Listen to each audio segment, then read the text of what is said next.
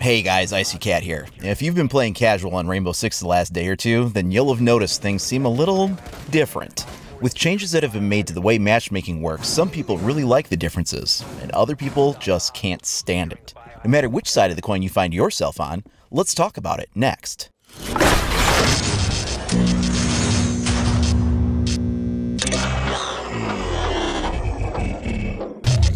This post was put up today by the Rainbow Six community manager regarding the recent changes to casual matchmaking and queue times.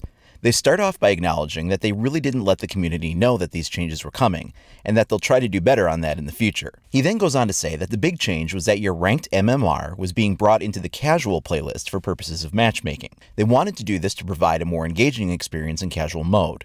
They acknowledge that while diamonds may have to try a little harder against other diamonds as opposed to silvers and golds, they're okay with that, because previously it hadn't been a very fun experience for middle and lower tier players to go up against them. They state that this is a temporary solution, not the final approach. While the idea of using your ranked MMR in casual may be temporary, the concept of more evenly matching your experience with players in the general range as you is not. However, they don't elaborate on how else they might approach it in the future if they do use a different method. They then acknowledge that a side effect of this skill matching process has been that queue times have gotten noticeably longer for many people, especially highly skilled players. They're trying to find a sweet spot between reasonable queue times and more evenly spread skill in matchmaking. Okay, so a few things here. First, the skill-based matchmaking. Is this a good thing or a bad thing?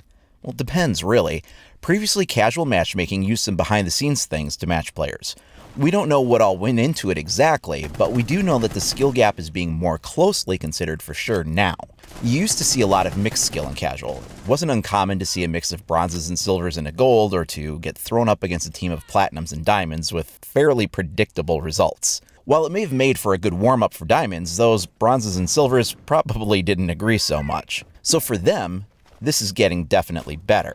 Now, if you're only seeing yourself getting paired with maybe 2 tiers higher, you get the chance to play against your own skill or some people that are a little better, but not like Major League versus the local high school team difference in ability. That's a bit of an exaggeration, but we'll use it for the sake of argument. On the other hand, if you're a diamond, this is almost punishing for you. Diamonds only comprise about 2% of the total population of the game, and if it's looking only for other diamonds and maybe middle to high platinums, that is a much smaller pool to populate for matchmaking.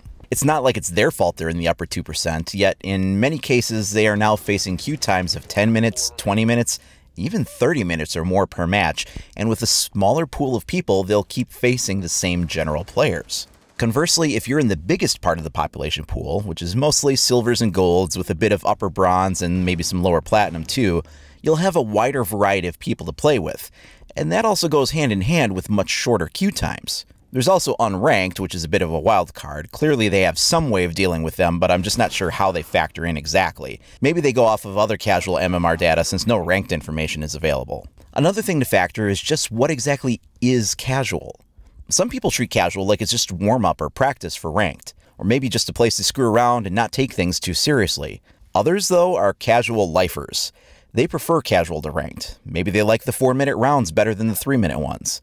Maybe they don't want the sweaty try-hard environment that ranked can sometimes be. Maybe they don't want to deal with things like abandon penalties if they need to hop off. There's all kinds of reasons. But does this new change turn casual into ranked, essentially? Maybe. It all depends. If you're a diamond or platinum, yeah, you're probably now in just as much of a try-hard environment as if you were in ranked. If you're copper or bronze, things probably got a whole lot less try-hard for you. And if you're silver or gold, things probably feel pretty balanced without being either too hard or too easy. But is this what we want casual to be? The answers on that really do depend on which side of the equation you're on. There's also the concept of Smurf accounts, which can really throw things off. These are players that have a high skill level but appear to be at a low skill level.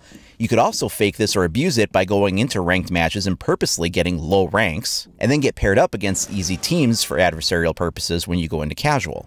Although there are some actual legitimate reasons to have a Smurf account, I myself do have one or two just because, as a YouTuber, it's nice to have that anonymity. Sometimes it's okay to go out and be known and recognized right away, other times you just kind of want to be able to play the game without being worried about people knowing who you are. But there's definitely people who do create Smurf accounts for the purposes of stomping on newer players to get those easy matchings. That hasn't changed, but now you can go into ranked and achieve a rank intentionally lower than what your skill is, and then carry that over to casual and kind of abuse it. There's also the argument that Ubisoft is just listening to the people complaining.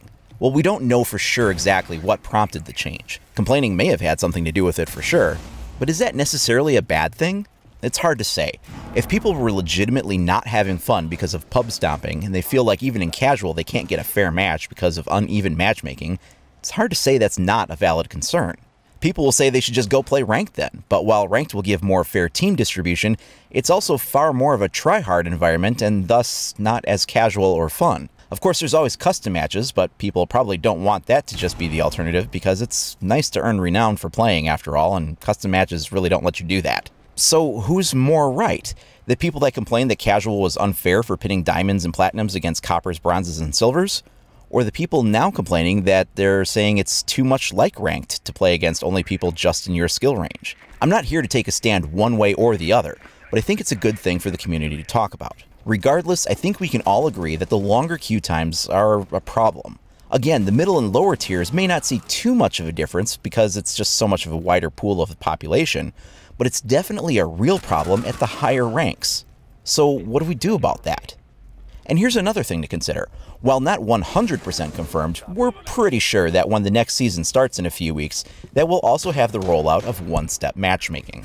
It was given an estimated launch of Year 2, Season 2, and they did do some testing on it using the technical test servers a couple of weeks ago, so if it didn't roll out at the beginning of this season, I'd be pretty surprised. So then the question becomes, what impact will this have on it? One-step matchmaking is essentially a new way of handling pairing up players on teams.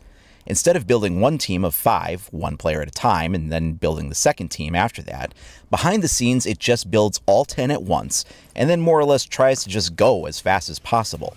It'll also let you do cool stuff like browse the shop and change skins and attachments while matchmaking is actively running too. The point of this is to be a faster way to matchmake and also reduce queue dodging since most of the team building happens behind the scenes and then just kind of goes way faster than before, in theory. So if this will be coming soon, and it might make for faster times, then does taking more time to pair based on skill become less of a factor once it does get faster? I mean, it can't hurt at the very least. Of course, let's not forget that Ranked still has a label stating it's in beta ever since the game first came out, too. Constant disconnects from ranked matches and glitches resulting in abandon penalties even though you tried to rejoin happen all the time, too. So just because we have all these new issues with casual doesn't mean ranked is any better.